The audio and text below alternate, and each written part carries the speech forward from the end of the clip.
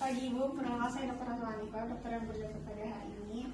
Ibu namanya siapa? Iya dong. Berapa bulan Ibu? 3 bulan. 3 bulan. Maaf Ibu, di sini saya akan melakukan pemeriksaan fisikal newborn examination. Apakah Ibu bersedia? Bersedia. Selanjutnya kita akan memindahkan bayi ke bed pemeriksaan dan membuka popok bayi. Lahir apakah usia kehamilannya ibu sudah cukup bulan atau belum? Cukup dong. Untuk lahir apakah ibu lahir secara normal atau sesar? Normal. Sebelumnya apakah ibu mengeluhkan diabetes, gangguan tiroid atau darah tinggi? Apakah ibu sebelumnya saat kehamilan ibu rutin mengontrol ke dokter atau bidan? Rutin dok saya. Saat USG apakah ibu ada diberitahu bahwa ibu ada risiko atau kelainan? Tidak. Untuk bayi saat lahir bayi ibu berat badannya berapa ya? 2,3. Oke. Anak ibu udah imunisasi apa aja sampai sekarang? Polio udah. Untuk tumbuh kembang anak ibu sampai sekarang udah gimana ya bu? Normal aja sesuai dengan usianya. Di sini saya akan melakukan pengukuran berat badan bayi. Kemudian setelah itu saya akan mencatat hasil dari berat badan bayi berdasarkan grafik berat badan WHO. Setelah itu jika bayi sangat kecil maka kita akan melakukan pemeriksaan lingkar kepala pada bayi. Kemudian setelah itu saya akan melakukan inspeksi umum pada bayi, apakah ada tanda-tanda jaundice atau kekuningan, atau ada sianosis, kebiruan, ataupun ada eros palsi. Baik, selanjutnya saya akan menilai tonus pada bayi.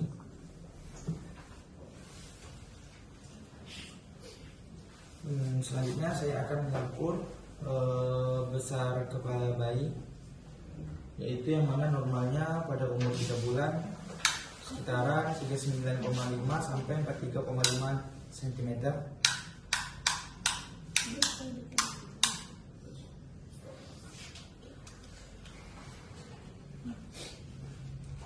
Selanjutnya saya melihat bentuk kepala bayi apakah ada abnormalitasnya.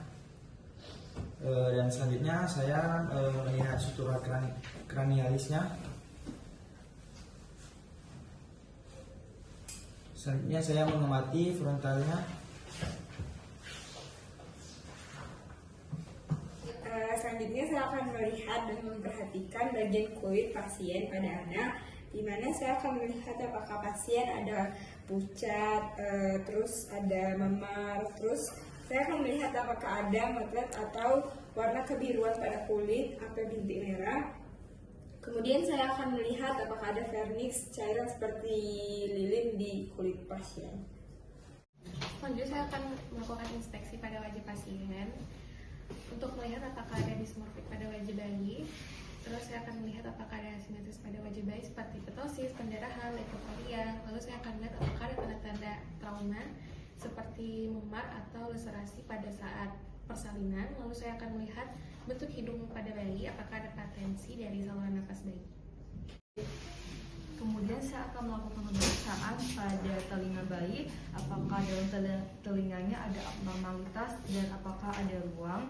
Kemudian saya akan melakukan pemeriksaan pada mulut bayi untuk melihat apakah ada tongue tie ataupun ada bibir sumbing. Kemudian saya akan melakukan pemeriksaan pada klavikula pasien untuk melihat apakah pasiennya ada abnormalitas ataupun ada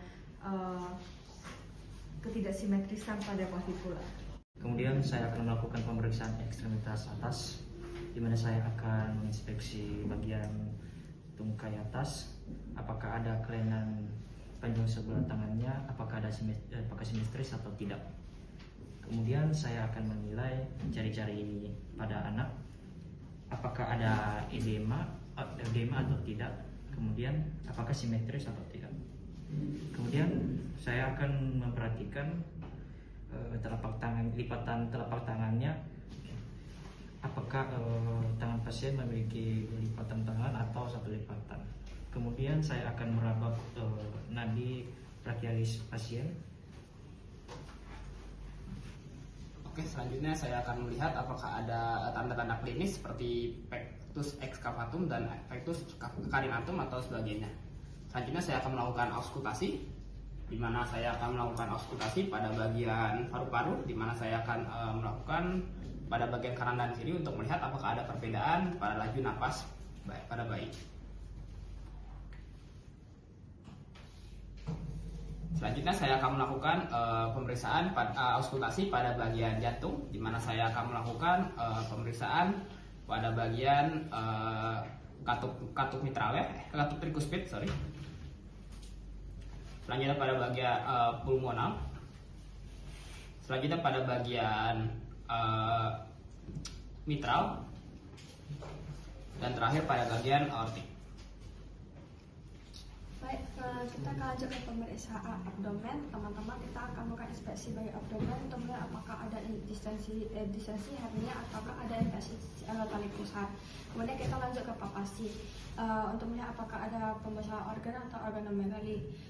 Pada pemeriksaan hepar atau liver, kita akan melihat bagian kanan jika teraba lebih dari 2 cm maka dicuriganya hepatomegali. Kemudian pada spleen kita akan meraba bagian margin kiri kostal si bayi untuk melihat apakah ada pembesaran. Jika mudah teraba maka curiganya splenomegali.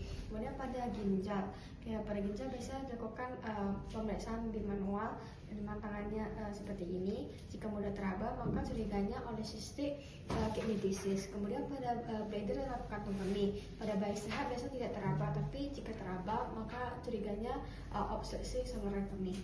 Selanjutnya kita masuk ke pemeriksaan ekstremitas bawah, yang mana kita menilai ada tidaknya abnormalitas pada ekstremitas bawah seperti jari kaki yang tidak lengkap, deformitas pada engkel, dan apakah bayi itu mengalami ekstremitas atau tidak. Selanjutnya kita masuk ke pemeriksaan tonus, yang mana itu menurun jika pada pasien Down syndrome dan meningkat secara asimetris pada upper motor neuron lesion. Masuk ke pemeriksaan pergerakan pada ekstremitas bawah, dan kita menilai sendi panggul pada ekstremitas bawah. Kita masuk ke pemeriksaan berlotes, yang mana kita mengabduksikan pasien menggunakan jari-jari tangan agak sedikit menekankan ke bagian posterior. Hasil positif jika pasien mengalami dislokasi pada femurnya. Kemudian masuk ke bagian selanjutnya, yang mana kita mengfleksikan panggul 90 derajat. Kemudian hasil dinyatakan positif jika berbunyi plong dan femur kembali ke acetabulum. Selanjutnya saya akan melakukan pemeriksaan tulang belakang, yaitu inspeksi apakah ada gangguan seperti skoliosis, apakah ada jumpai rambut, apakah ada Bart's Nevi, apakah ada tanda lahir, apakah ada lekukan di area sakral. Dan selanjutnya saya akan melakukan pemeriksaan anus, yaitu apakah adanya patensi yaitu lubang anus, dan meconium itu harus keluar maksimal 24 jam untuk memastikan tidak ada gangguan pada usus. Setelah itu kita juga melihat apakah ada lekukan pada sekitar anus. Selanjutnya kita akan melakukan refleks menggenggam. Saat sebuah objek kita letakkan di telapak tangan si bayi otomatis jari-jarinya akan menggenggam dan menutup jari-jari tersebut. Nah, selanjutnya refleks menghisap.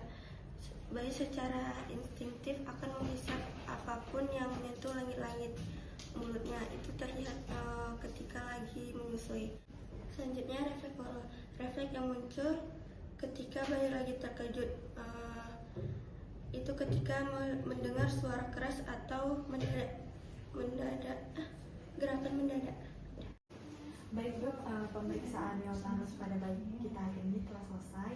Mungkin jika ada pemeriksaan selanjutnya nanti akan saya kabari. Apakah ada pertanyaan Bu? Tidak. Baik, selanjutnya saya akan melakukan menulis pemeriksaan medis pada pasien, lalu saya akan mencuci tangan 7 langkah menurut WHO.